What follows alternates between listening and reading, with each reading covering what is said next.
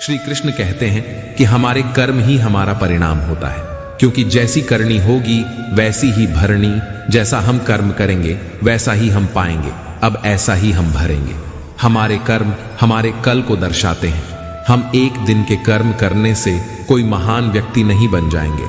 हमें अपने कर्म को लगातार करते रहना पड़ता है और सफल होने के बाद भी, अच्छे परिणाम आने के बाद भी हमें उन्हें लगातार करते रहना पड़ता है, नए उन्हें कायम बनाने के लिए, क्योंकि एक सफल व्यक्ति को तभी मिलती है जब वह उसकी कदर करना सीख जाता है, उसे कायम रखना सीख जाते। अगर व्यक्ति सफलता को कायम रखना नहीं सीखता है तो वह सफलता उसके पास कभी आती भी नहीं है। इसलिए श्री कृष्ण अपनी आसान पंक्तियों में कहते हैं कि आप जैसा करोगे वैसा ही पाओगे। इसलिए अपने कर्म को इतना मजबूत, इतना सदाचार और शिष्ट भरा बनाइए कि आप सब कुछ हासिल कर पाए जिसकी आप चाह रखते हैं। धर्म अपनाओ। श्री कृष्ण कहते हैं कि धर्म को अपनाना हमारे अस्तित्व में है, वही हमारी पहचान है। हम अपने धर्म से पहचाने जाते हैं, क्योंकि हमारा जितना अच्छा धर्म होगा उतनी अच्छा हमारा आचरण होगा। अपने आचरण को सुंदर बनाने के लिए हमें अपने धर्म को और भी बेहतर बनाना पड़ेगा। हम अपने धर्म को मानते हैं पर उन्हें अपने जीवन में उतार कर अपना कर नहीं देखते हैं। जब तक हम अपने धर्म को अपने जीवन में नहीं उतारेंगे तब तक हम में कोई बदलाव नहीं आएगा, और जब तक जीवन में बदलाव नहीं आएगा तब तक आप सफलता के रास्ते तक नहीं पहुंच पाओगे। हर व्यक्ति चाहता है कि वह सफलता हासिल करे, पर वह अच्छी बातों को नहीं अपनाना चाहता है। पर आप अगर सफलता के मार्ग पर जाना चाहते हैं तो आप जिस धर्म से हैं उस धर्म को अपनाइए, उसे मानिए, उसकी किताबें पढ़ी हैं, ताकि आपको उसके बारे में और ज्यादा ज्ञान मिल सके, ज्यादा आप जान सके। सकारात्मक रहो। श्री कृष्ण कहते हैं कि हमारी सकारात्मकता हमारी बातों और हमारे काम करने के तरीकों से झलकती है।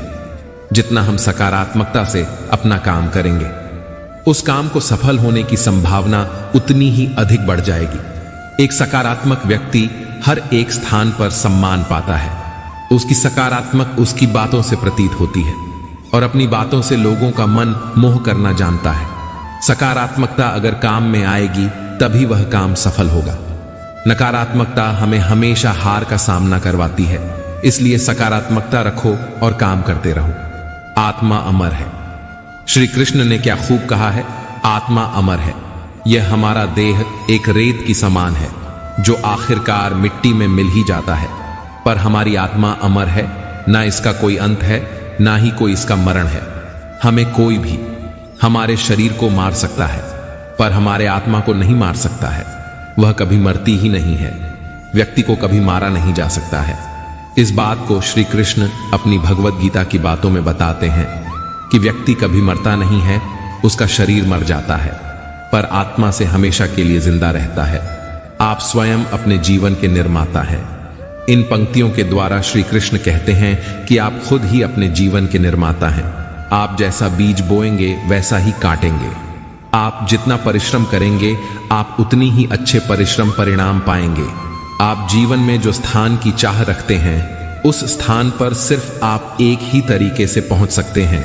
वह जरिया है आपकी मेहनत। आप जितनी ज्यादा मेहनत करके अपना अच्छा प्रस्तुत करेंगे उतना ही अच्छा आप पाएंगे भी। आप खुद अपने जीवन के निर्माता हैं। आप अपने जीवन को बना सकते हैं, बिगाड़ भी सकते हैं, पर लाखों लोग अपने जीवन में कुछ ऐसी आदतों और को अपना लेते हैं जिससे वह अपनी राह कभी नहीं खोज पाते। वह रास्ते से भटक जाते हैं। हर एक व्यक्ति बड़े बड़े स्थान अपने जीवन में चाहता है, पर वह उसके लिए काम नहीं करता है, और इसका परिणाम है कि वह कुछ बन नहीं पाता है। आपको अगर अपने जीवन में कुछ करना है तो आपको खुद अपने जीवन के निर्माता बनना पड़ेगा और उसे निर्माण करना पड़ेगा। उससे एक नई राह दिखाना नहीं पड़ेगा। जब तक आप नहीं सीखते हैं तब तक आप जीवन में कुछ भी नहीं कर सकते हैं। इसलिए श्री कृष्ण कहते हैं कि आप अपने जीवन के स्वयं ही निर्माता हैं। इसलिए आप अपना ज्यादा समय अपने काम को करने में ही निकालें। वर्तमान अवस्था से मुक्त होना चाहते हो तो अपनी मानसिक दुर्बलता को दूर करो। मजबूत मानसिक स्थिति के साथ ही परिवर्तनशील निर्णय लिए जा सकते हैं। गीता में श्री कृष्ण ने कहा है, जो लोग तुम्हारी बुराई करते हैं करेंगे, चाहे तुम अच्छा करो या बुरा।